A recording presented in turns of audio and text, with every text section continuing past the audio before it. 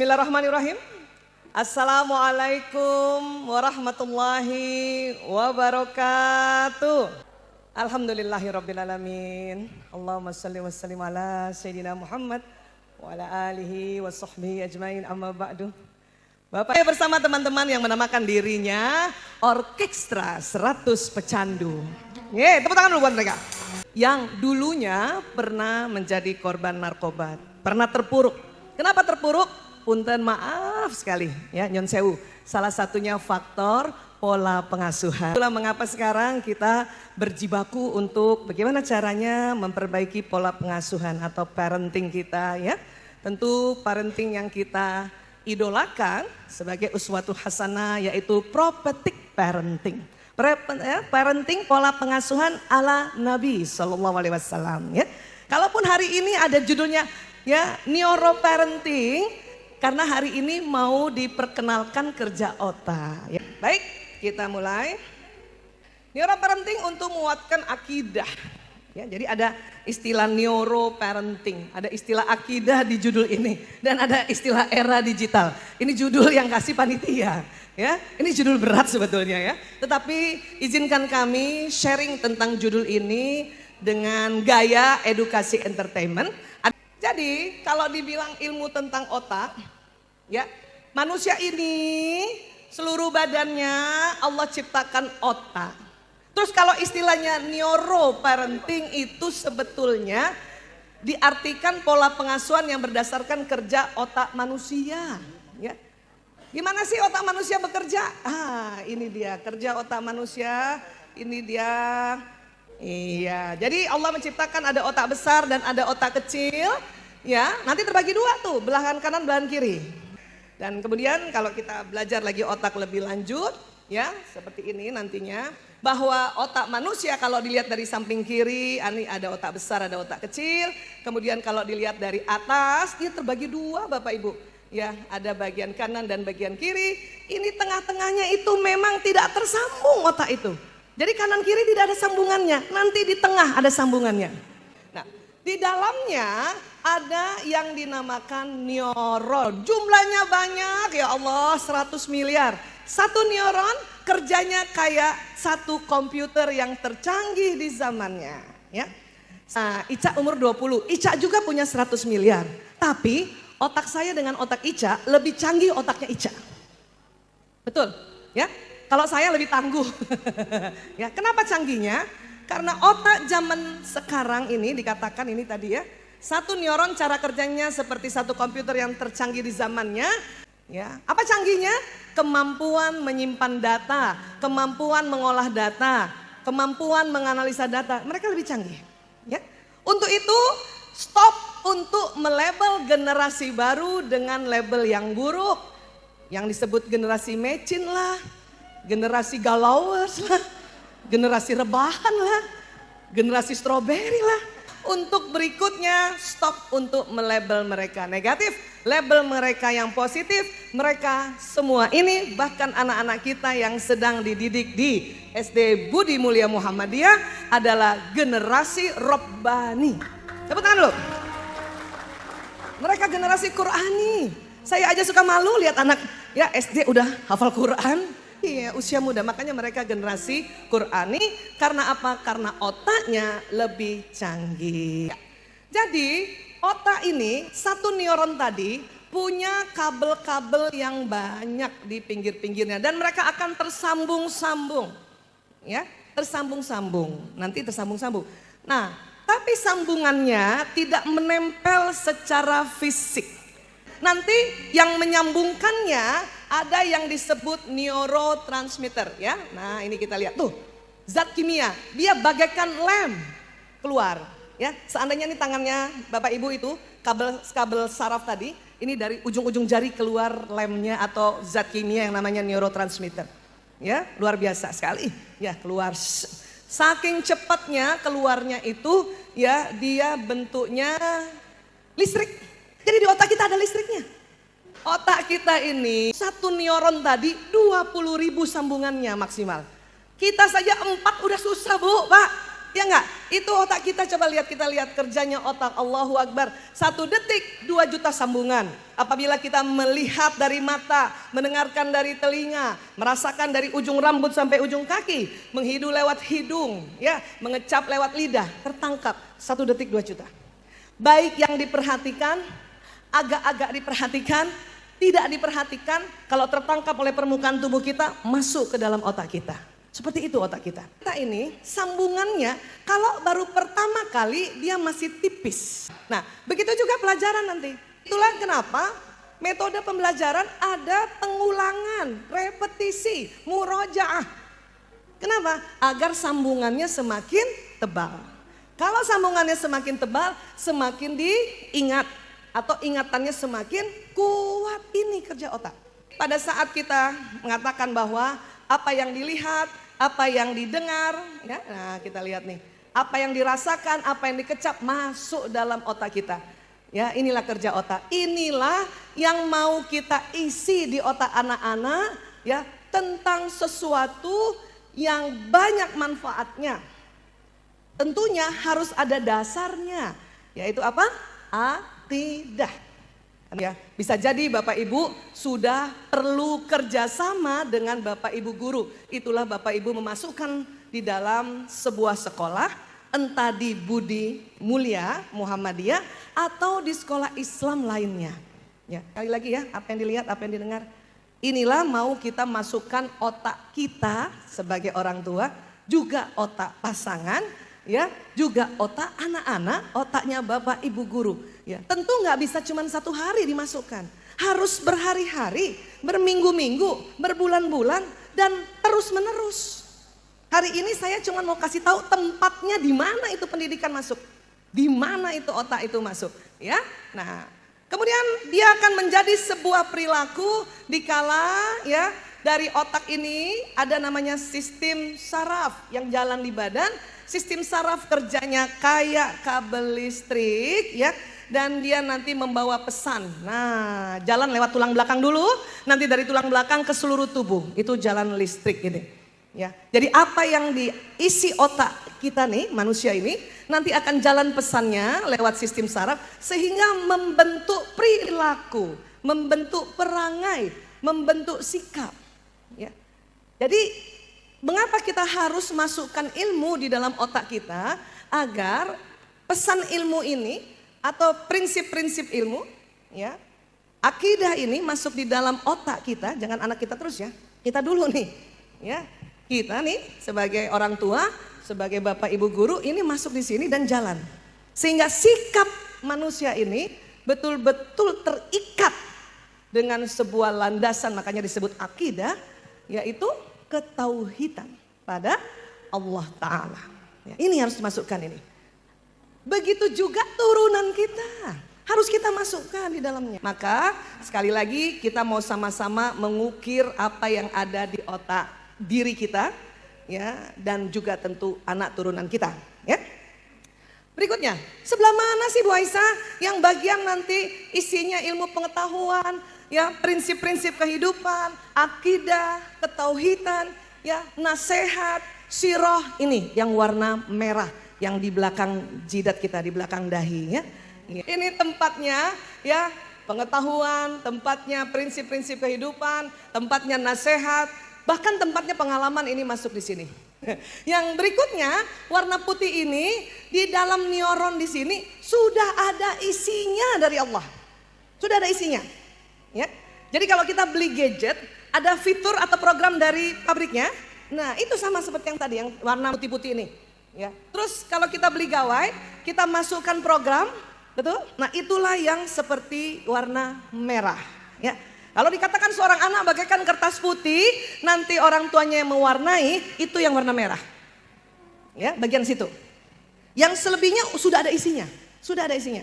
Apa saja yang di sini? Di antaranya watak, di antaranya bakat, di antaranya otak laki-laki perempuan. Ini di sini semua yang putih-putih ini semuanya. Ya. Dan satu lagi yang luar biasa di daerah telinga yang disebut lobus temporalis ini, di daerah telinga ini sudah ada isinya juga. Apa isinya? Menurut Ian Marshall dan Donna Zahar dari Harvard University, di situ ada God spot, ada titik Tuhan, ya. Diteliti. Oh, ternyata kalau Allah Maha Pengasih, maka di otak bagian lobus temporal di situ ada program pengasih. Kalau Allah Maha Penyayang, di otak kita di atas telinga ada program penyayang. Kalau Allah Maha Kuasa, Maha Tegar, ya, Maha Bijaksana, Maha Adil, itu ada semua di otak kita di atas telinga. Semua manusia ada God spotnya. Hanya ajaran-ajaran memberikan sebuah teknik, ajaran-ajaran, ya, di atas telinga gini. Ada ajaran yang meminta umatnya untuk mengulang-ulang bahwa Tuhan Maha Kasih, Tuhan Maha Kasih, Tuhan Maha Kasih, Tuhan Maha Kasih. Ada ajaran yang begitu. Maka program kasih di sini nyala. Sehingga ya ajaran-ajaran orang yang mengikuti ajaran-ajaran yang selalu menyebut Tuhan Maha Kasih, Tuhan Maha Kasih, dia akan menjadi orang yang penuh kasih. Ya. Ada juga ajaran yang mengajarkan Tuhan Maha Sabar, Tuhan Maha Sabar, Tuhan Maha Sabar. Ya, maka ajaran itu kalau saya ketemu teman yang mempunyai ajaran itu, sabar sekali. Saya banyak teman-teman yang mengambil ajaran itu, yang selantiasa setiap harinya bilang Tuhan Maha Sabar, itu sabar banget. Ketemu terus gini. Ya. Saya suaranya keras aja, suaranya dia kecil, terus selalu begini gitu. Ya, itu ajaran-ajaran yang lain. Nah, tetapi Ian Marshall dan Donna Zahar menemukan program yang ada di atas temporal kita ini, di atas telinga yang namanya temporal, itu nggak cuma satu, itu nggak cuma dua, ada 99. Maka ajaran Islam mengajarkan untuk kita melafazkan 99 Asmaul Husna ini yang jauh lebih tepat dan benar. Maka bersyukurlah kita memeluk Islam. Karena 99 kita ucapkan kapanpun nyala. Kapanpun nyala. Ya. Bahkan kadang tidak sengaja kita ucapkan. Ya, tetapi kita tahu bahwa setiap kita harus melakukan sesuatu dengan melafazkan basmalah. Bismillahirrahmanirrahim. Itu ada Ar-Rahman, ada Ar-Rahim. Maka Ar-Rahman, Ar-Rahim, program kasih sayang yang ada di otak kita nyala. Maka orang-orang yang melafazkan basmalah dengan tumaknina, dengan benar, itu orangnya penuh kasih sayang. Ya, itu luar biasa. Maka mengapa kita juga ya diminta untuk melafazkan sesering mungkin Asmaul Husna. Nyala dia, nyala. Nggak usah diisi otak depannya, nggak usah dikasih intelektualnya. Asal nyala ini sebut-sebut Asmaul Husna, maka perangai orang ini sesuai itu. Luar biasa. Tapi tentu karena otak di depan juga lebar, maka Allah minta itu juga diisi. Diisi. Luar biasa ya, ya Allah ya.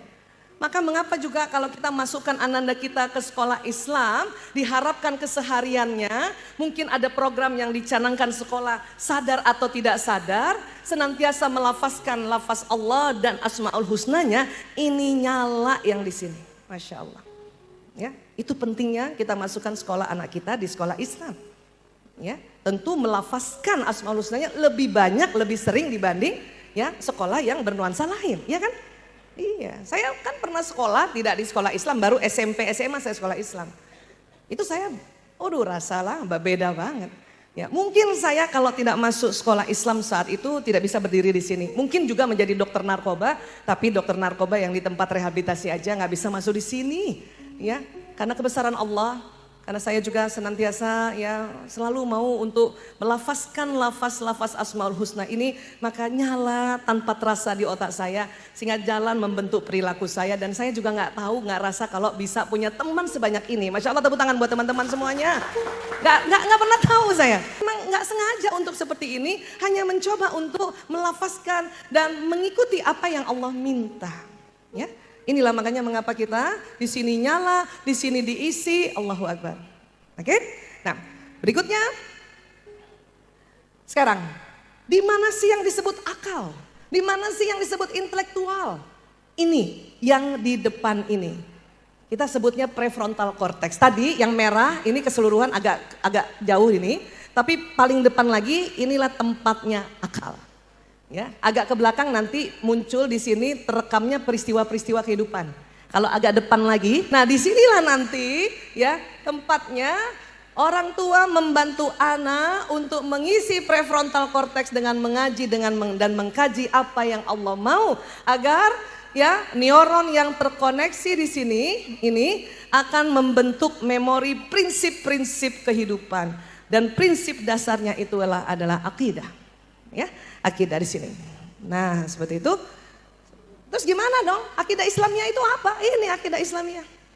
Keimanan yang pasti kepada Allah Subhanahu wa taala dengan melaksanakan kewajiban bertauhid kepadanya, beriman kepada para malaikatnya, rasul-rasulnya, hari kiamat, takdir yang baik dan buruk. Ya. Dan mengimani pula seluruh apa-apa yang telah sahih tentang prinsip-prinsip agama. Ini yang kita mau senantiasa tanamkan di otak diri kita dan juga anak turunan kita, ya, di sini. Dan nggak bisa cuma satu hari, dia butuh proses yang berbulan-bulan, bertahun-tahun. Apalagi di sekolah dasar, namanya juga dasar. Di sini anak-anak itu sambungan-sambungannya itu sudah harus ada. Nanti diperkuat di jenjang berikutnya, di SMP, SMA, perguruan tinggi. Tapi di dasar ini harus ada.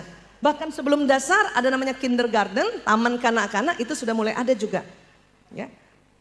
Apabila Bapak Ibu dan guru-guru sudah melakukan memperkenalkan akidah Islamiyah pada anak-anak dengan berbagai macam cara, maka di otak anak-anak, di akalnya sudah tersambung sambungan dasarnya. Tinggal diulang-ulang. Ya. Nah, kemudian yang saya mau bilang lagi adalah bukan hanya di otak, jantung manusia. Ini jantung ya. Coba ibu bapak kepalkan tangannya gini. Oke, taruh di dada agak ke kiri. Nah itu jantung bapak ibu. Dan ukurannya kurang lebih sekepalan tangan masing-masing. Coba diangkat begini nih, jempol dan ibu jari. Ini nih maksudnya jantung bapak ibu. Coba kita lihat jantung mana tadi jantung, ya. Nah ini jempol yang ini ibu jari. Jadi kalau ibu begini, itu mengatakan jantungku gitu. Yang dinamakan kolbu, ya, merujuk organnya pada jantung ini. Jantung. Kan Bu Aisyah jantung ini kan cuma memompa darah. Enggak cuma darah itu. Darah itu berisi nutrisi, mineral, vitamin, hormon. Itu luar biasa jalan di tubuh, kerja jantung.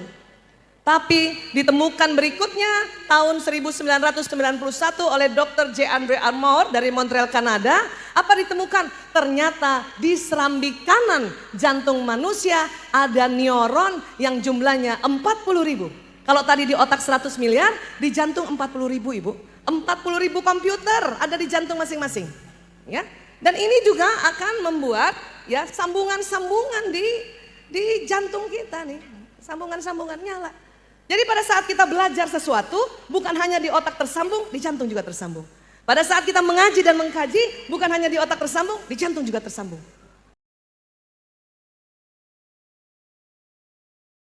Jadi pada saat kita baca Al-Quran, mengaji dan mengkaji seperti ini Bapak Ibu ya, Allahu Akbar ya. Apa yang terjadi? Sambungan di otak dan sambungan juga di jantung. Allahu Akbar. Bapak Ibu misalnya membaca sebuah ayat tanpa tahu artinya, tersambung di jantung kita. Tapi kemudian tahu artinya, tahu terjemahannya, ya, tahu bagaimana ayat itu turun, bagaimana cara penggunaannya, maka tersambungnya lebih banyak lagi. Lebih banyak lagi, lebih bervariasi lagi. Ya. Itulah kenapa dari kecil anak-anak kita mau jantung yang ini ya, Quran yang ada di jantung mereka sejak kecil tersambung.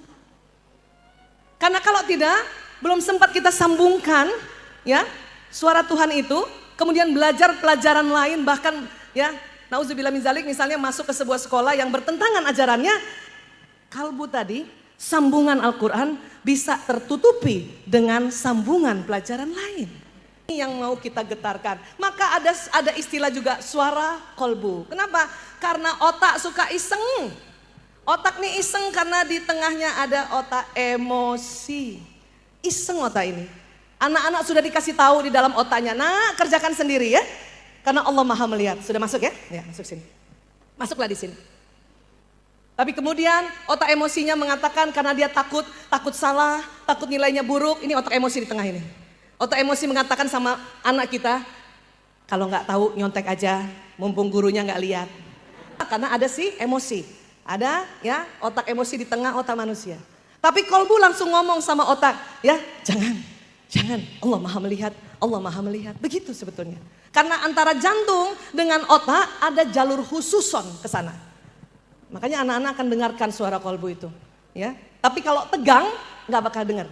Ini ya, ini perbedaannya. Nggak semua orang bisa mendengarkan suara kolbunya. Satu-satunya cara untuk mendengarkan suara kolbu dalam kondisi rileks. Ya, jadi kalau anak-anak, nak, kalau kamu nggak ngerti, terus ada bisikan untuk nyontek, tarik nafas ya nak ya. Salah satunya cara untuk rileks tarik nafas. Ya, sekarang tarik nafas, buang ke kiri. Maaf yang duduk sebelah kiri ya. Tarik nafas yuk. Buang ke kiri. Cantik kan? Lagi, pengen lihat saya. Tarik nafas. Buang ke kiri. Masya Allah ya. Itu cara umum. Semua ya manusia lakukan itu. Semua agama, negara manapun. Tapi ya Allah mengajarkan untuk rileks adalah dengan apa? Istighfar. Ayo kita istighfar yuk. Astaghfirullahaladzim. Rasakan waktu istighfar keluar karbon dioksida di mulut ya. Karena istighfar ini huruf jaharnya banyak soalnya. Yuk. Astaghfirullahaladzim. Terus rasakan hidung tarik oksigen otomatis. Lagi ya. Maka lebih ya afdal is istighfar untuk merilekskan. Ya, maka anak-anak ajarin untuk istighfar. Kalau kamu nggak bisa nak istighfar. Ada ibisikan untuk nyontek segera istighfar ya nak. Astagfirullahaladzim. Sama ibu-ibu kalau udah istighfar enak kan bu? Enak. Marah sama bapak istighfar ibu? Marah sama anak istighfar? Udah benar. Ada yang tanya sama saya, Bu Aisyah berapa kali istighfar? Saya bilang tergantung marahnya sama siapa. Bapak punten maaf yang jadi suami ya. Kenapa kami istri-istri istighfar 9 kali terhadap suaminya? Karena banyak banget pengharapan kami terhadap suami. Kami ingin selalu diginikan. Pada laki-laki nggak tahu kalau perempuan pengen gitu. Pernah teman saya, ibu-ibu sama-sama saya pergi ke Padang. Saya satu kamar dengan dia. Dia belum belajar tentang otak laki-laki perempuan. Ya, saya malam sampai di situ, sampai di hotel jam 11 malam. Saya lihat suami saya online. Saya cuma bilang alhamdulillah ayah, saya sudah di hotel di Padang kota. Ya, teman saya juga begitu. Sama online. Tapi saya tahu kan, laki-laki cuma bisa baca, nggak bisa jawab. Karena stok kata-kata sudah habis. Tunggu besok subuh. Teman saya nggak belajar. Ditungguin suaminya online nggak jawab WA 15 menit. Habis itu ditelepon. Papa, baca WA. Masya Allah serem banget. Padahal Pak, itu suaminya udah tidur. HP-nya kebaca, ketiduran taruh di dadanya. Dibangunin, diteriakin suruh baca WA. Ya Allah, marahlah itu suami. Mending kayak saya, biarkan suami tidur, ba'da subuh dia jawab. Nah, ya, jadi nggak usah marah ya Bu, karena nanti jantung kita tuh, aduh bahaya sekali kolbu kita, karena kita marah. Tapi tadi sudah dikasih tahu caranya dengan apa? Dengan tarik, dengan iya. Bahkan Rasulullah mengatakan kalau masih marah berdiri, duduk Bu. Jadi kalau ibu-ibu misalnya kesel sama anak, sama suami, sudah istighfar, tapi ibu berdiri, segera duduk, cari kursi. Kursi mana? Aha, gitu.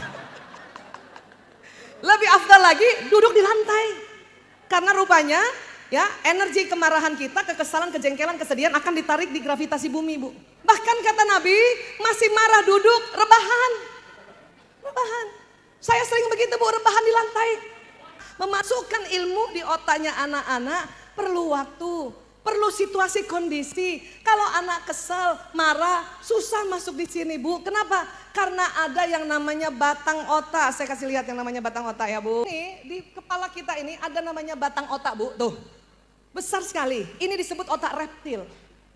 Ini Allah ciptakan untuk jaga manusia supaya manusia tidak ada kena serangan bahaya. Binatang buas kah, orang buas kah, ya begal, rampok. Itu diciptakan oleh Allah. Untuk apa? Tubuh ini melakukan pertahanan diri, fight or flight. Serang atau lari? Lari, ya. Kita nggak apa-apa loh Bu, kasih tahu anak-anak, nak, kalau kamu diserang temanmu atau orang besar serang kamu lari, tidak apa-apa. Ya, karena banyak orang tua, kamu lawan nak, karena kalau lari pengecut. Ntar dulu. Kalau dekat lawan, kalau jauh lari. Karena itu otomatis kerja dari batang otak, ya. Ini namanya otak reptil ini. Sebagaimana reptilia itu ular, ya. Ibu tahu ular? Ular itu kalau ketemu musuhnya dekat, dia matok, dia fight. Karena udah terlalu dekat bahaya itu. Tapi kalau agak jauh, ular lari. Makanya keluarnya adalah pada saat ibu suruh anak ngaji dengan cara tidak dengan lembut, dengan cara tidak dengan bahasa kasih sayangnya, maka batang otak itu tegang. Responnya apa? Fight or flight. Ngeyel atau ngambek. Itu Bu. Maka ilmu nggak bisa masuk di otak depan sini, nggak bisa masuk. Nggak bisa masuk. Ya. Nah, salah satu cara untuk merilekskan batang otak tadi juga sama, tarik nafas dan istighfar, ya. Tapi ada cara lagi yang hari ini saya mau bagi ibu-ibu. Apa itu? Yang disebutnya adalah bahasa kasih sayang. Apa ini bahasa kasih sayang? Cara yang digunakan seseorang untuk mengungkapkan rasa kasih sayang dan rasa cinta di dalam dirinya kepada orang lain. Ya, ternyata setiap orang itu beda mengungkapkan cinta dan kasih sayangnya. Ternyata Allahu Akbar di Ar-Rum 22 ini ternyata ada ya firman Allah yang mengatakan wa min ayatihi khalqus samawati wal ard wa ikhtilafu alsinatikum wa alwanikum ya. Dan di antara tanda-tanda keesaannya ialah menciptakan langit dan bumi dan berlainan-lainan bahasamu dan warna kulitmu. Rupanya ini bukan hanya berlainan bahasa antar negara, antar budaya, bukan. Yang lebih dalam lagi adalah bahasa kasih sayang atau bahasa cinta ternyata berlainan. Berlainan sekali. Ya. Nah, tetapi memang ayat ini dikunci oleh Allah dengan apa? Inna fi dzalika laayatin lil alimin. Ya, sesungguhnya pada yang demikian itu benar-benar terdapat tanda-tanda bagi orang-orang yang mengetahui. Memang harus berilmu untuk tahu apa ya bahasa kasih sayang anakku. Karena hampir semua anak-anak yang penyimpangan, kami memang 24 tahun ngurus narkoba Ibu, tapi 6 tahun terakhir saya ngurus anak-anak yang berubah orientasi seksualnya. Ya. Dan banyak juga kasus-kasus lain ya pornografi lah, ya game online addiction lah, banyak sekali. Saya suka tanya sama anak, kamu rasa nggak bapak ibumu sayang? Langsung jawabnya enggak. Gitu. Padahal sebelumnya, konseling sebelumnya saya tanya bapak ibunya, bapak ibu sayang sama anaknya? Sayang banget Bu Aisyah. Mana ada orang tua nggak penuh kasih sayang? Betul banget juga. Tapi anaknya nggak rasa Bu. Anaknya nggak rasa. Kenapa? Karena berbeda pengungkapan kasih sayangnya. Ya, berbeda. Untuk itulah nanti ada teori namanya teori baterai kasih sayang. Ini yang ungkapkan pertama adalah Bapak Dr. Adi W. Gunawan.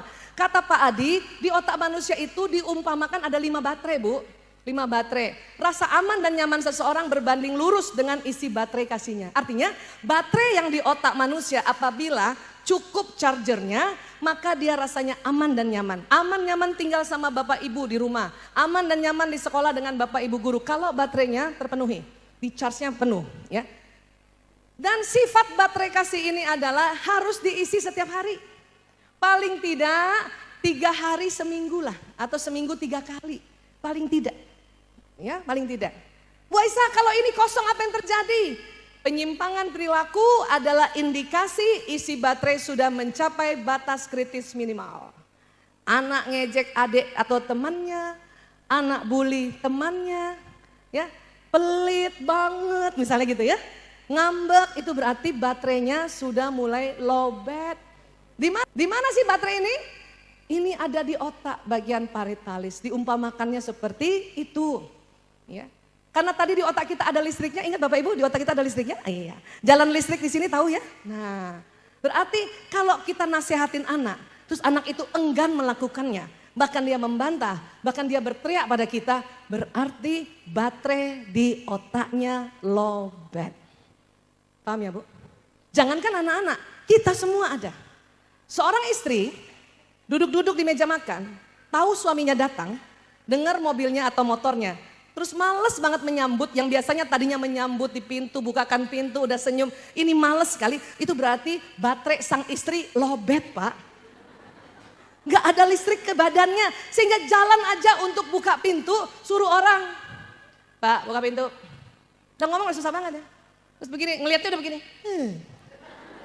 Itu berarti listriknya udah gak ada di sini. Lowbat, kita pun perlu baterainya di charge. Dan baterai itu, ya setiap orang ini ada banyak, yaitu 5. Apa diperhatikan? Nutrisi, kondisi, emosi. 3C. Ayo Bu, dihafal. Nutrisi, kondisi, emosi. Ya, disinilah nutrisi, halalan toiban. Ya kan? Halalan toiban ini kalau orang tuanya terutama bapak yang berperan untuk menjemput nafkah keluarganya dengan halal, itu gampang banget nanti masuk di otak dan otaknya akan cerah ceria. Ya. Kalau toiban itu urusan ibu. Memilihkan mana yang toyib, mana yang bagus untuk fisik ya anaknya. Toyib itu artinya baik yang bentuknya fisik. Oke, nah sekarang, jadi semua orang punya 5 baterai. 5 baterai ini di-charge-nya dengan bahasa kasih sayang. Apa itu bahasa kasih sayang? Ada 5 juga bahasa kasih sayang ini. Kata-kata pendukung, termasuk di sini pujian, waktu berkualitas bersama, termasuk nemenin cerita, nemenin ngaji, nemenin belajar, nemenin main, sentuhan fisik, dipelukan, diusap-usap kepalanya, pelayanan, dilayani, dan juga menerima hadiah. 5-5-nya ada di otak manusia, Ibu. Yang membedakan apa? Komposisinya. Ada orang baterai pertamanya sentuhan fisik. Ada orang baterai pertamanya hadiah. Ya, anak-anak juga begitu. Anak yang baterai pertamanya sentuhan fisik, ibu kasih hadiah, senang dia, tapi tidak terlalu senang. Apalagi yang baterai hadiahnya nomor 5, Bu. Ya. Anak yang baterai pertamanya pelayanan, ibu peluk-peluk dia, senang dia, tapi tidak terlalu senang karena baterai kasih sayang yang sentuhan fisiknya nomor 5. Ini yang harus ibu-ibu kita semua ya tahu, bahkan guru-guru, apa ya baterai pertamanya anak ini. Itu yang di-charge duluan. Kenapa? Karena nggak perlu 5-5-nya, Bu. Kalau masih kecil anak ini, siapa yang mau anaknya merasa aman dan nyaman? Puji dia, kasih waktu bersama dia, ya, peluk dia, cium dia, layani dia, ibu sendiri kasih makan, ibu sendiri yang mandikan, bapak sendiri yang gendong, jangan suruh orang lain, itu pelayanan. Dan kasih hadiah tidak mesti yang dibeli. Ibu bikin bubur susu buat adek, ini hadiah buat adek, itu sudah kena baterai hadiahnya. Jadi anak 0 hari sampai 4 tahun, bahkan 5 tahun transisi, setiap hari perlu ini. Walaupun bukan 24 jam. Mungkin ibu-ibu sudah melakukan ini. Hanya dicerahkan saja hari ini untuk ditambah lagi ilmunya sehingga paham. Kalau paham jadi sadar makanya dilakukan. Ya, nah. Tapi setelah 5 tahun ke atas atau usia SD ke atas, ibu nggak ada waktu lagi, apalagi yang anaknya banyak, 5-5-nya di-charge. Nggak ada waktu lagi. Maka cari yang pertama baterainya, Bu. Cari yang pertama. Caranya gimana Bu Aisyah? Perhatikan dengan jeli. Mana yang dia senangi dari 5 ini. Bahkan kalau anaknya sudah bisa diajak ngobrol. Nah, coba kamu urutkan ini. Mana yang kamu paling suka pertama, kedua, ketiga, keempat, kelima. Jangan anak-anak bagaimana? Anak-anak saya akan minta bantuan adik-adik. Anak pertama itu rupanya baterai kasih utamanya adalah kata-kata pendukung. Coba kita lihat ya. Coba kita lihat apa sih ciri-ciri ya. Seandainya anak ini SD. Pak, lihat deh. Apaan? Ini keren nih. Lihat. Apaan keren? Wih.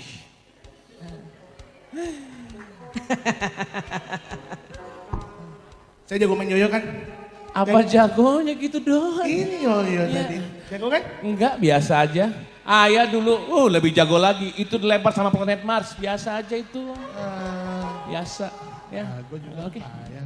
Ayah loh. Belajar emang. Lari lebih baik. Anak pertama ternyata bahasa kasihnya adalah kata-kata pujian ya, boleh? Nah sekarang kita lihat dulu ya. Apa sih ciri khasnya? Kebiasaan anak yang bahasa kasihnya. Coba ibu cek masing-masing anaknya. Dari kecil sampai sekarang selalu ingin senang muji dan senang dipuji. Tadi lihat gak? Pak, aku hebat gak Pak? Ada yang punya anak begitu gak? Bunda, aku cakep gak Bunda? Aku cantik gak? Bunda cantik amat. Ya, itu berarti anak ibu bahasa kasih pertamanya itu kata-kata pujian. Dan dia mau dipuji harusnya. Ya, nah jadi yang baterai pertamanya kata-kata pendukung, ibu gak usah ngecas 5 baterainya Bu, setiap hari ya. Bukan berarti yang kata-kata pendukung gak suka hadiah, suka.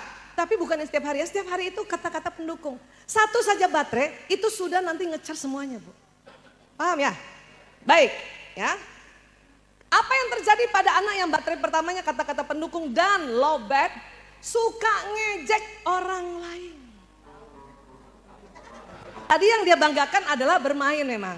Kadang-kadang orang tua yang dibanggakan kalau ulangan matematika, olimpiade fisika, baru dibanggakan. Anak berikutnya, silakan. Ayah udah pulang. Apa sih lu? Ayah, aku gatal belakangnya, tolong digendong ayah. Lu habis gali safety tank ya, bau banget lu. Ayah aku gatal nih, tolong dong. Ini kayaknya orang Betawi nih, lo gue. Ya, Enggak.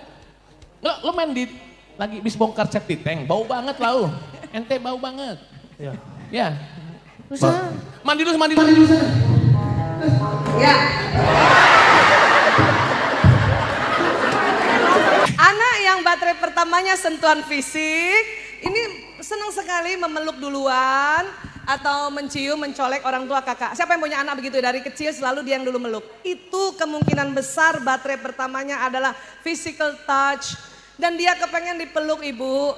Cuman tadi apa yang dilakukan oleh orang tua ini? Dihempaskannya. Anak yang baterainya sentuhan fisik ini senang dipeluk, bahkan dia meluk duluan. Senang dicolek, dirangkul, tepuk punggungnya ya.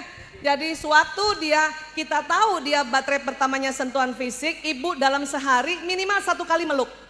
Minimal 1 kali tepuk-tepuk punggungnya, minimal. Untuk tercharge. Ya. Apa yang terjadi kalau dia low bat? Anak-anak yang sentuhan fisik low bat, apa yang terjadi? Ini dia, suka mencubit, menggigit dan memukul. Anak ketiga. Bu, aku ada tugas dari sekolah nih Bu. Buat dong Bu, ya Bu. Duh, ibu lagi sibuk banget. Hari ini tuh ada seminar parenting di sekolah. Dan ibu jadi panitia. Sasa sama ayahmu aja. Gak ada waktu Bu, ibu gak ada waktu. Sibuk ya katanya ya. Kenapa? Gak jadi deh. Ya. Itu ciri khas anak yang baterai pertamanya waktu berkualitas. Selalu senang ditemani mengerjakan sesuatu. Bunda main yuk, Bunda main yuk. Bunda bacain aku. Apa jawabnya Bunda? Udah besar, sana. Ini anak yang baterai pertamanya waktu berkualitas dia kepengen minimal setengah jam aja temanin Bu. Kenapa? Karena itu kebutuhannya. Nggak usah dipuji, nggak apa-apa Bu. Apa yang terjadi kalau dia tidak dicas baterainya, maka senang menyendiri. Lihat tuh tadi tuh, langsung pergi. Ya udah. Senang menyendiri dia tuh. Siapa yang punya anak suka ngambek kayak gitu? Berikutnya, anak keempat. Aduh. Bun, sini Bun, aku bantuin Bun. Gak usah, Sini, Bun. nanti rusak. Bun, itu kan- Enggak usah. Kamu cari kerjaan lagi. Nanti rusak soalnya. Sana. Padahal mau berbuat baik lo nggak boleh. Ayah lagi ngapain ya? Lagi betulin pompa nih tuh, ada bagus tuh. Sini aku bantuin ya. Jangan. Tangan lu kayak tukang duren, kena rusak, meledak. Sana. Udah gak usah. Lu mendingan sana tuh main sama adik-adik lu sama kakak-kakak lu. Gak usah bantuin. Bisa apa sih lu? Ya ilah ya. Kemarin aja tuh Sani yang benerin saya ya. Ini yang pelayanan. Apa ciri khasnya? Senang melayani dan dilayani. Ciri khasnya ini tadi. Senang membantu kakak, adik, serta orang tuanya. Makanya tadi yang membantuin ibunya loh. Membantuin bapaknya loh. Cuman waktu itu masih kecil mungkin. Ya ini kan ngeliatnya ceritanya kecil ya. Maka ibunya menganggap nanti rusak malah buku-bukunya. Jadi gak usah. Bapaknya baik sih sebetulnya. Cuman bapaknya gak ngerti bahwa anak ini baterainya pelayanan. Dia ingin melayanin. Ya, sigap untuk membantu. Memang agak keras. Anak yang baterainya pelayanan itu agak keras Bu. Anaknya ya. Dan senang bila orang tuanya menerima bantuannya, ya, juga senang bila orang tuanya melayani dan membantunya tanpa diminta. Ini baterai pelayanan. Jadi kalau baterai pelayanan, dia nawarin bantuan, kasih aja Bu. Walaupun nanti agak kacau dia punya kerjaan. Ya, biarin aja. Karena dia akan di-charge ini. Akan di-charge. Mungkin dia mau bantu, aku aja Bu yang cuci piring. Bener nih mau cuci piring? Iya Bu, oke terima kasih ya Nak. Walaupun setelah itu ibu cuci lagi, karena masih bau amis, tapi jangan pas ada dia, tolong please. Apa yang terjadi bila anak ini yang baterai pelayanannya kosong, apa yang terjadi? Inilah anak-anak yang suka minta dilayani secara kasar. Bah! Gitu dia. Minta air. Nah itu. Bisa kayak gitu ya. Atau menjadi bosi dan inilah anak yang suka membuli. Kasus pembulian dikarenakan baterai pelayanan di kepala anaknya tidak di-charge dengan baik. Gendut, sini. Sini aku bilangin, sini. Sini aku bilangin. Sini. Kamu tahu nggak tuh? Tuh lihat tuh. Oh, lebih sedikit lagi. Jangan nyengir-nyengir. Sini enggak. Susah banget dibilangin sini. Mendingan garukin gue gatel. Kagak. Anak bungsu kelima perempuan. Bunda, Iya nak. Bunda lihat deh, aku ada hadiah buat Bunda nih, bagus gak? Apa Gambar buat nih? Bunda nih. Oh bunga. Iya, Loh. bagus gak? Buat Bunda ini. Ayah dan bunda. Ini buat bunda. Ini ayah dan bunda. Kamu kasih ayah dulu deh. Ya, Nanti kamu lihat ayah dulu deh. ayah, aku ada gambar nih buat ayah, hadiah. Apa? Gambar aku, buat ayah loh. Kamu- Love you ayah dan Bunda. Kamu nih pinter ya. Ya, pinter. Mau dibeliin apa? Pesawat ulang alik ke bulan? Kapal-kapal selam? Hebat kamu, hebat. Nanti papa beliin kapal selam supaya bisa nyelam di air, nongol di Tegal. Iya. Ya, tapi hebat kamu, ya. Oh ini biasa, ya memang pegang deh. Ya udah, keren. Bapak Ibu lihat ya, anak perempuan ini bahasa kasihnya adalah hadiah, ya. Ciri khasnya suka memberi sesuatu dan suka diberikan sesuatu, ya. Suka mengumpulkan sesuatu dan senang bila orang yang diberikan hadiah akan menyimpan hadiahnya dengan sangat baik. Itu berarti hadiah. Bukan melulu dia yang selalu dikasih hadiah, tetapi dia yang ngasih hadiah kita, dia mau hadiahnya ditaruh tempat yang bagus. Banyak orang tua seperti ibu tadi cuman iya bagus dan agak tersinggung ibunya karena ayah nomor satu deh. Untuk ayah dan ibu, kasih ayah dulu deh. Nah lihat ayahnya.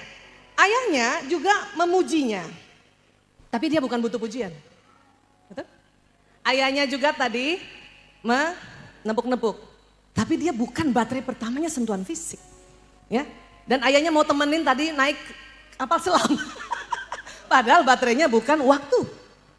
Paham ya Bu?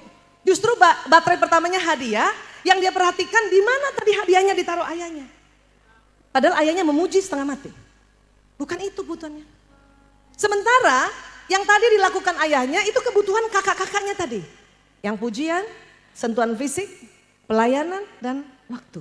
Itulah yang membuat saudara-saudara ini menjadi cemburu.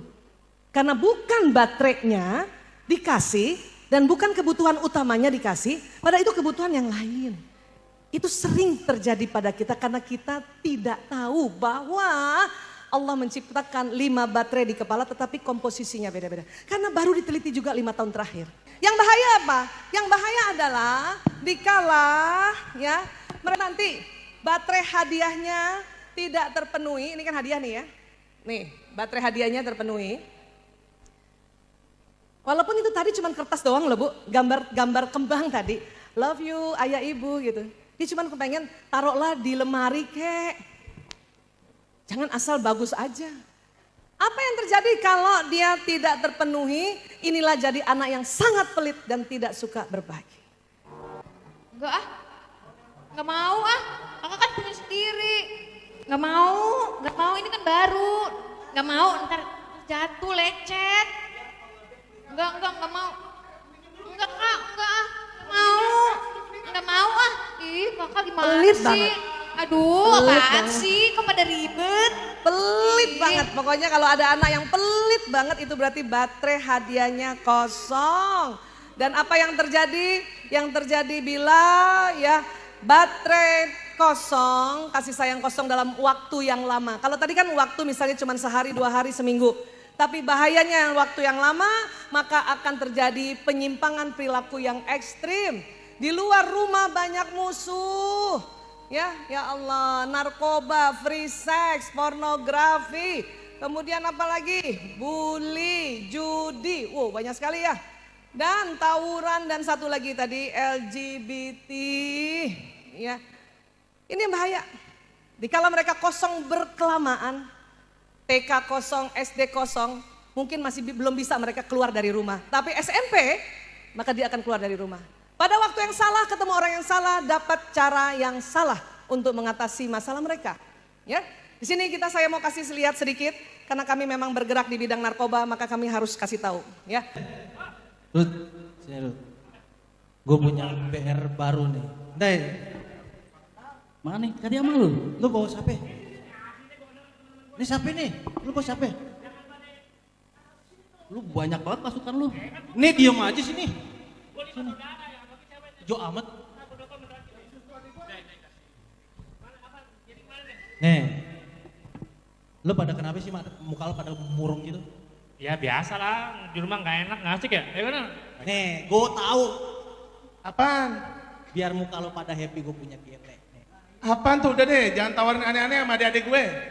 Kalau gue gak apa-apa. Apaan tuh? Ini ganja apa? Ganja. Udah tar daripada lo dulu. murung-murung, nih lo Tar sedot. dulu. Itu kan barang gak pernah gadget. Enggak, ini bisa. Satu ini bisa berlima. Ini tumbuhan. Nanti ayah marah lo. Ini tumbuhan. Lo. Ayo, tadi aja ayah gak ini. Nah, udah benar deh. Bang, emang itu buat apaan bang? Itu apa? Ini tumbuhan. Buat diapain bang? Buat Ya. kayak rokok. Pada saat nongkrong-nongkrong Kan dia tahu begini, saat ini di Indonesia yang paling sering penyimpangan itu adalah narkoba. Mereka dikenalkan dengan nama satu jenis narkoba yang namanya ganja. Kita lihat gambarnya ganja. Ganja ini memang bentuknya tumbuhan, makanya mereka akan sering, mulai slide ya. Karena bentuknya tumbuhan memang ini ciptaan Allah untuk orang sakit ya. Makanya mereka kadang-kadang para bandar ini atau teman-teman negatif akan membujuk mereka bilangin bahwa ini tumbuhan. Bapak Ibu, apabila Bapak Ibu melihat ada kertas ya, pas dibuka ada daun-daun kering seperti ini ganja. Ini ganja, hati-hati ya. Dan ganja itu bentuknya tanamannya berjari-jari. Jumlah helai daunnya ganjil. Ada yang 5, ada yang 7, ada yang 9. Lihat baik-baik ya. Memang agak mirip daun singkong. Ya. Baik, sekarang saya mau kasih lihat Bapak Ibu ciri-ciri orang pakai ganja. Ya, silakan.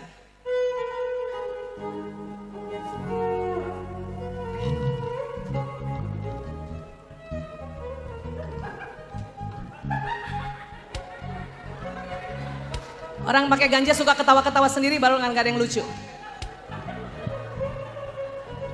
Dan nafsu makannya meningkat, Bu. Dan makan sampai berdiri.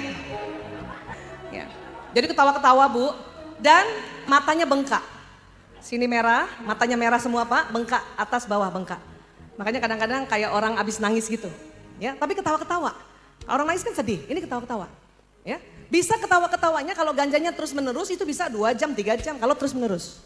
Ya. Tadi ada gejala membuat dia gembira, setelah itu ada namanya putus zat. Gejala putus zat. Kita lihat gejala putus zat dari ganja. Ya.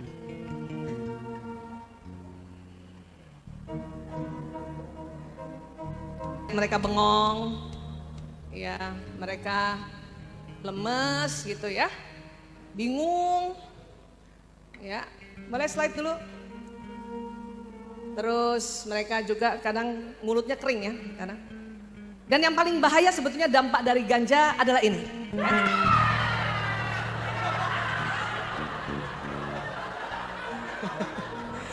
Memang nggak semua orang pakai ganja jadi schizofrenia. Tapi orang yang punya turunan, maaf, ODGJ, orang dengan sakit jiwa, kalau pakai ganja itu bisa cepat jadi ODGJ juga. Nah, ini bahayanya gitu ya. Nah, ini ganja ya. Di Indonesia banyak ganja. Karena di Indonesia subur tanaman ganja. Jadi hati-hati ya, Bu. Memang orang bilang ganja nggak ketergantungan, siapa bilang ketergantungan? Ya. Ganja herbal iya, tapi itu untuk orang sakit, bukan untuk orang sehat. Orang sehat pakai jadi sakit. Paham ya, Bu? Berikutnya yang sedang populer juga adalah sabu. Pokoknya kalau ada botol kayak gini, ada sedotan dari ujung botol dan dari badan botol itu bong sabu. Hati-hati ya, Bu. Orang habis pakai sabu jadi sangat aktif. Jadi sangat aktif. Semuanya dirapiin.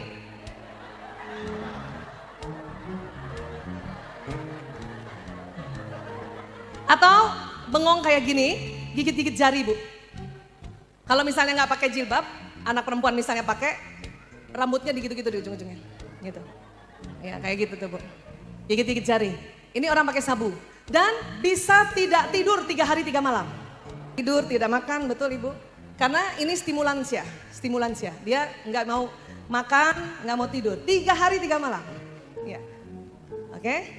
Tapi setelah 3 hari 3 malam, kalau tidak pakai lagi, kalau dia pakai lagi bisa 3 hari lagi, bisa 6 hari. Kalau tidak pakai lagi, muncul yang namanya gejala putus zat. Ya, kita lihat gejala putus zatnya. Silakan.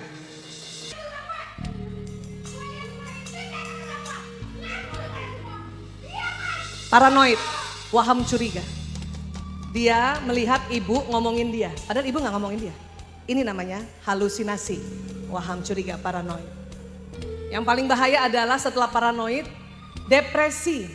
Ada ide ingin bunuh diri. Bahkan kalau tidak ada yang cegah, betul-betul dia naik ke atas untuk bunuh diri.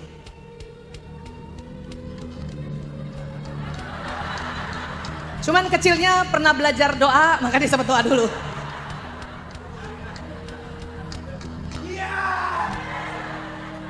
Maka kalau ada berita anak muda jatuh dari lantai 7 bisa jadi karena sabu. Ya. Pak, ini bahayanya sabu, mencelakakan orang lain. Ya maaf ya Pak ya. Ada suami yang pakai sabu, istrinya diinjak-injak. Ya, mukanya istrinya disilet-silet. Supaya istrinya jelek sehingga tidak kawin lagi sama orang lain. Itu bahayanya sabu. Ya, pasien kami banyak bapak-bapak sekarang.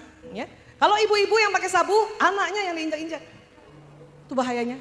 Hanya gara-gara salah pergaulan, karena kondisi rumah yang tidak aman dan nyaman. Ya.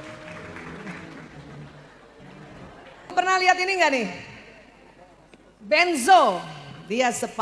Benzodiazepam ini pil koplo. Pernah dengar Bu? Pil koplo, pil BK. Dia anti stres, anti depresi.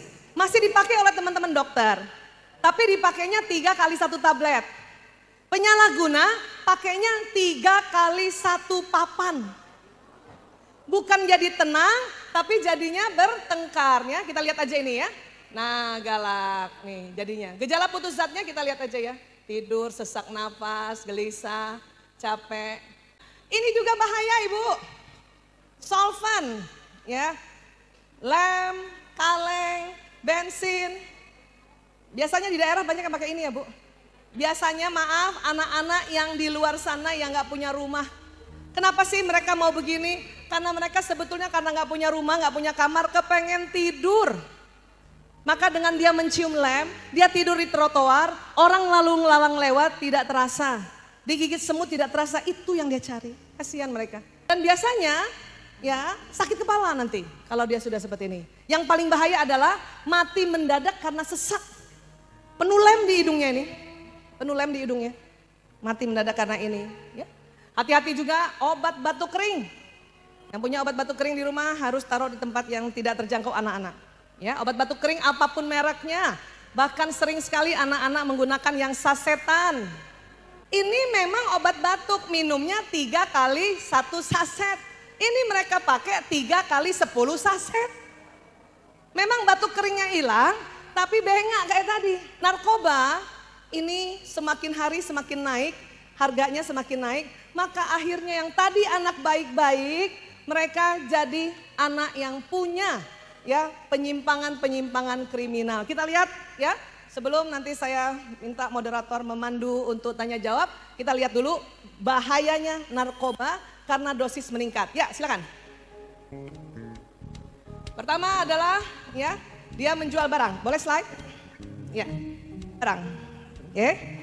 Hati-hati Bu. Dia jual barang. Saya mau jual Bisa jam tangan, bisa HP ya, gitu. saya butuh uang Bu. Yang paling sering nih Bu, Magic Jar. Bu, berikut nasi-nasinya dijual. Orang tua saya lagi keluar kota. Yang paling Orang sering di lagi rumah. apa? Tabung Beneran gas. Bu ya. Sampai yang besar gini Pak juga. Yang tadinya barang dia sendiri, lama-lama nanti barang kakaknya, adiknya, bapaknya, ibunya, bahkan barang rumah biasanya. Ya. Wih, ngapain nggak tuh ketawa-tawa? Maaf ya Pak, Kamu dikira lagi nonton ludruk? ini yang tadi. Diri. Baterai pelasinya pelayanan, Diam. dia suka malak atau membuli orang. Maaf ya Pak. Nih, Iya. Ini handphone nih boleh juga nih kalau diambil nih. Buat gue ya, bawa dompet nggak? Kalau gue periksa ada bawa dompet gue ambil ya. Sini. Duit. Wah, kejaring razia lo mas, ngebawa dompet lo. Nih duit nih. Nggak ada. Wah, ojo ngapusi. Tuh, terus duduk, gak usah teriak, diam. Dia nggak kena narkoba aja membuli, apalagi kena narkoba. Ya. Assalamualaikum warahmatullahi wabarakatuh. Kau membuatku berantakan. Kau membuatku tak karuan. Bagaimana caranya untuk misi bu buat makan bu? Ngamen. Bagaimana? Permisi bu. Ya Allah bu, pelit amat kasihnya satu doang bu. Ngamen. Yang walaupun Isi, suaranya pas-pasan bahkan fales, saking butuh uang dia buat ngamen. Pak. Ya. Kalau di Jakarta, di kendaraan umum terutama bus umum sering kejadian seperti ini. Ya, assalamualaikum warahmatullahi wabarakatuh. Selamat siang bapak-bapak ibu yang saya hormati. Saya di sini bukan Ini untuk namanya tindak orasi. kriminal ibu ya. Saya di sini hanya Orasi. minta uang 1.000-2.000 rupiah. Daripada saya mencopet, saya menyambret, saya meraksa, itu semua tidak halal ibu ya. 1.000 ikhlas dari anda, halal buat saya, demikian dari saya. Semoga bapak-bapak ibu selamat sampai tujuan, jaga selalu barang buat anda. Sayangi keluarga di rumah, jauhi narkoba. Wabillahi taufiq wal hidayah. Assalamualaikum warahmatullahi wabarakatuh. Ini. Ya, alhamdulillah, Masya Allah. barakallah bu ya. Sehat selalu bu ya, keluarganya jauh dari narkoba bu ya. Amin. Masya Allah, doain beneran. Daripada alhamdulillah lagi. Daripada saya mencopet bu, saya tidak halal bu. Masya Allah. Alhamdulillah lagi ya Allah. Masya Allah. Ayo semuanya ngasih bu, lumayan buat beli susu anak. Alhamdulillah barakallah ya. Bu, terima kasih ibu. Daripada saya mencopet bu, saya mencopet bu, 1.000 aja bu. Bu. Betul. Betul. Hati-hati. Walaupun dia bilang daripada saya mencopet, dia mencopet. Ibu maaf ya, HP-nya dicopet bu. Bayangin Pak, Bu, dari anak yang baik-baik jadi kacau tuh begitu. Hanya gara-gara maaf, baterai kasih sayang utamanya tidak di-charge oleh orang tua. Maka pada waktu yang salah, ketemu orang yang salah dan dapat solusi yang salah. Betul Ibu, idola itu memang gak cuma satu. Tapi idola untuk keseluruhan umat manusia, makanya disebut uswatul hasanah, yaitu Rasulullah SAW. Bila anak sejak kecil kita bacakan sirahnya Bu, insya Allah udah masuk di otaknya. Bukan berarti mereka bukan uswahnya Rasulullah. Hanya di dalam kehidupan ada orang yang dia lihat, dia dengar, maka muncullah idola-idola lain. Makanya disebutnya role modeling. Ya. Itu untuk memudahkan sebetulnya.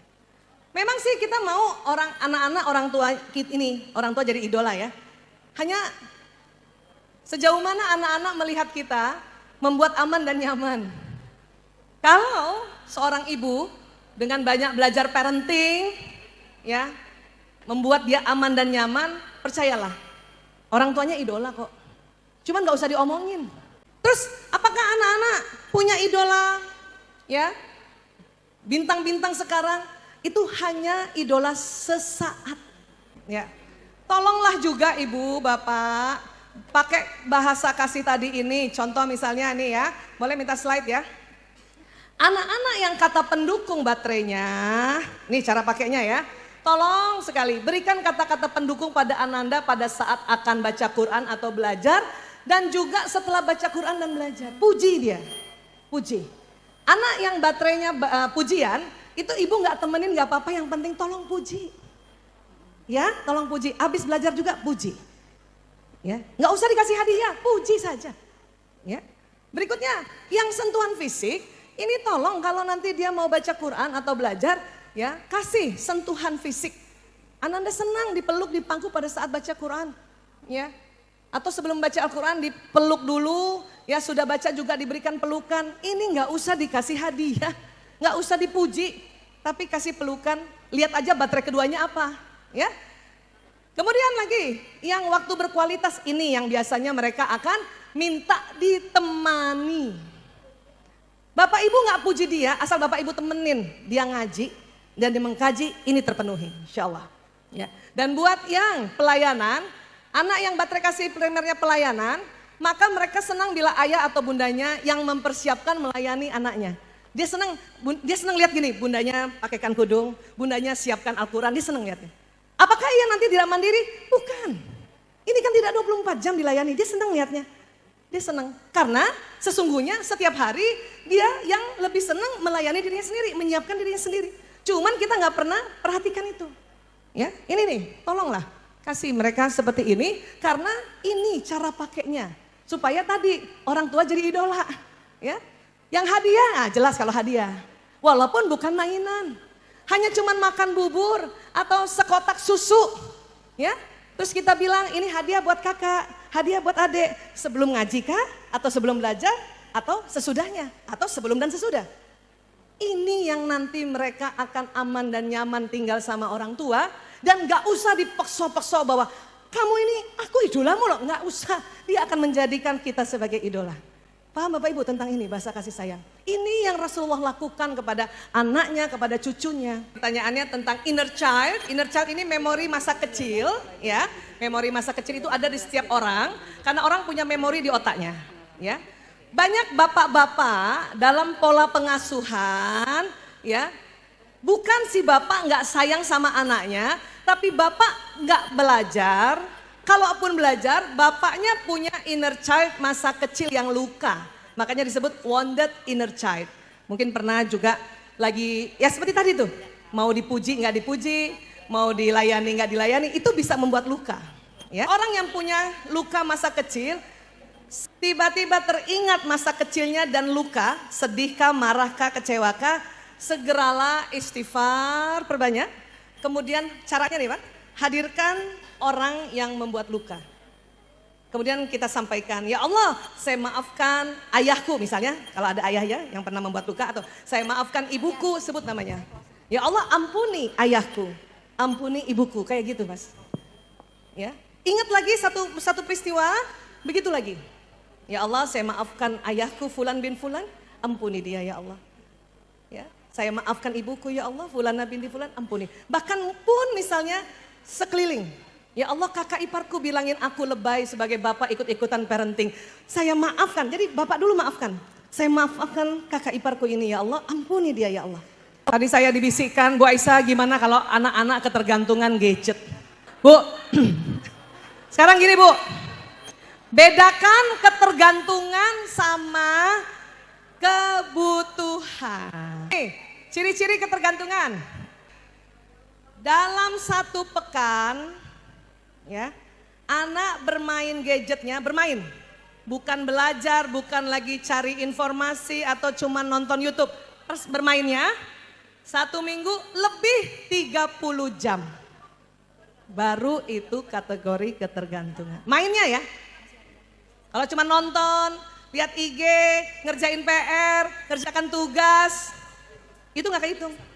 Karena kebutuhannya menggunakan gadget memang. Paham ya Bu? Itu baru ketergantungan. Kalau masih belum, itu artinya masih kebutuhan. Karena anak-anak butuh main. Sekarang kalau anak gak boleh main gadget, di rumah ada mainan apa Bu? Ada main bola nggak?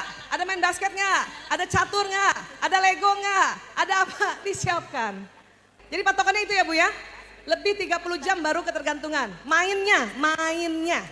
Ya. Kalau belum, bukan dari itu cuma kebutuhan aja, nggak apa-apa. Kita lihat komplikasinya sebagai penutup acara ini. Ya silakan. Biasanya komplikasinya adalah kerusakan, ya, penyakit fisik biasanya. Bronkitis, TBC. Ya. Berikutnya,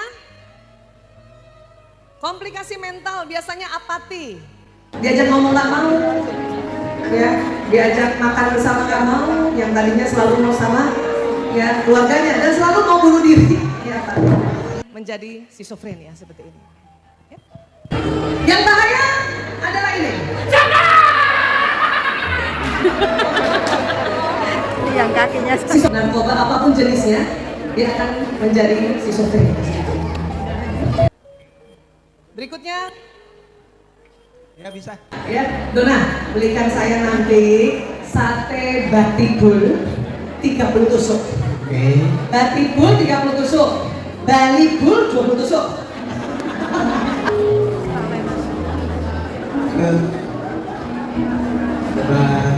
Batik.